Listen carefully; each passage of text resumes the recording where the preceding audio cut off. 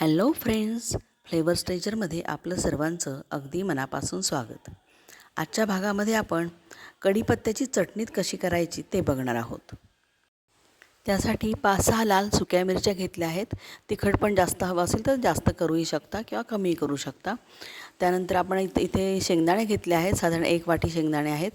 1 चमचा चणा डाळ आहे आणि 1 चमचा उडीद डाळ आहे. साधारण अर्धी वाटी आपण तीळ घेतलेले आहेत आणि त्यासोबत आपण धणे आणि जिरे पण घेतलेले आहेत. धणे साधारण 2 चमचे आहेत आणि जिरे 1 चमचा आहे. हिंग पण घ्यायचं आहे साधारण अर्धा चमचा. आणि आपण इथं कढीपत्ता घेतलेला आहे. स्वच्छ धुवून घ्यायचा आहे आणि पुसून घ्यायचा आहे, म्हणजे तो थोडा वेळ तसाच ठेवल्यानंतर तो सुकून जातो.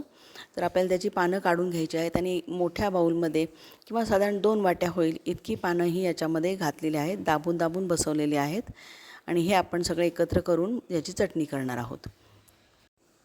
लाल मिरच्या व्यवस्थित भाजून घ्यायच्या आहेत, म्हणजे त्या कुरकुरीत होतात आणि वाटायला सोप्या पडतात. त्याच्यानंतर आपण याच्यामध्ये चणा डाळ जी घेतलेली होती ती आपण व्यवस्थित भाजून घ्यायची आहे, करपू द्यायची नाही. त्याच्यामध्येच आपण आता उडीद डाळ घालून ती पण भाजून घ्यायची आहे आणि सगळं हे भाजून एका साईडला काढून ठेवायचं आहे. सुक्या खोबऱ्याचा कीस साधारण 1 वाटीभर आपण इथं करून घेतलेला आहे आणि हा कीससुद्धा आपल्याला याच्यामध्ये भाजून घ्यायचा आहे. शेंगदाणे आता व्यवस्थित भाजून घ्यायचे आहेत. हे सगळं विदाऊट तेल, म्हणजे बिना तेलाचंच आपण हे भाजत आहोत आणि हे सगळं अगदी हलक्या आचेवरती व्यवस्थित खरपूस असं भाजून घ्यायचं आहे, तेल न घालता. खोबरं आणि शेंगदाणे पण भाजून झालेत. आता आपण धणे जिरे भाजून घेत आहोत. गॅस बारीकच ठेवायचा आहे जेणेकरून ते करपणार नाही आहे आणि हे सुद्धा बारीक करून बाजूला ठेवून द्यायचं आहे. तीळसुद्धा भाजून घेतलेले आहेत आणि त्याच्यामध्ये सर्वात शेवटी हिंग घालून घेतलेला आहे. हिंग खडा हिंग असेल तरी पण चालेल, तो थोडासा भाजून मग क्रश करून घ्यावा लागतो. आता हे सर्व आपले मसाले आहेत ते सगळे भाजून व्यवस्थित एका साईडला काढून घ्यायचे आहेत आणि आता या कढईमध्ये थोडंसं 2 चमचे तेल घातलेलं आहे आणि या तेलावरती आपण जो कढीपत्ता स्वच्छ करून घेतलेला आहे, जो सुकवून घेतलेला आहे, तो आपण याच्यावरती आता घालून परतून घ्यायचा आहे.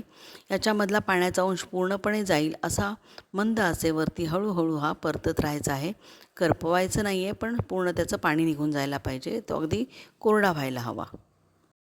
1 चमचा आमचूर पावडर, पाव चमचा हळद, मीठ चवीप्रमाणे आणि साखर चवीप्रमाणे अशी घ्यायची आहे आणि साईडला ठेवायची आहे.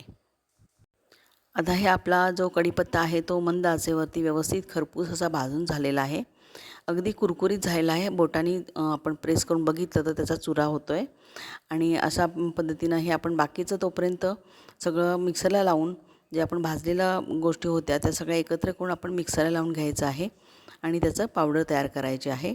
अशा प्रकारे पावडर तयार झाल्यानंतर त्याच्यामध्ये उरलेलं बाकीचं तीळ आणि हळद वगैरे हे पण सगळं घालायचं आहे आणि बाकीचं जे आपण मीठ, हळद आणि साखर घालणार होतो ते पण सगळं एकत्र करून मिक्सरमधून फिरवून घ्यायचं आहे.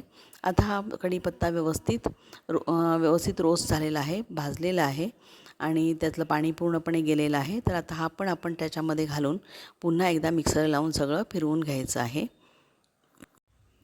याच्यामध्ये मी लसूण घातलेला नाही आहे. जर तुम्हाला आवडत असेल तर तोसुद्धा भाजून घालायला हरकत नाही. लसूण आणि आलं घातलं तरी पण चालेल आणि ही चटणी आपली सर्व करण्यासाठी रेडी आहे.